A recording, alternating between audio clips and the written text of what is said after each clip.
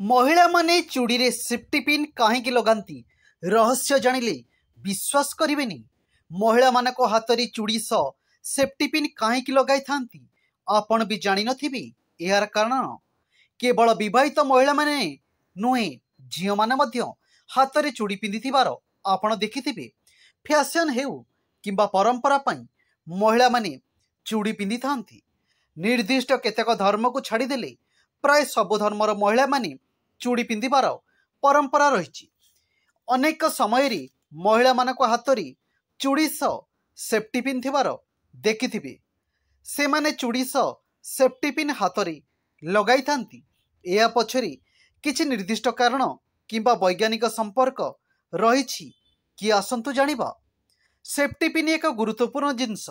प्राय समय यार आवश्यक पड़ी थाए जेहेतु महिला माने साड़ी किंबा सलवार पिंधती तेणु कानी बा ओढ़णी रे लगाइबा बेले यह काम आसी थाए। चूड़ी रे सेफ्टी लगाई रखिबा यह एक कारण हो पारे।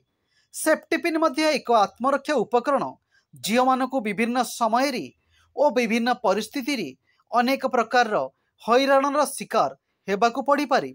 सेही क्षेत्र रे सेफ्टी पिन बड़ साहाय्य करि पारे।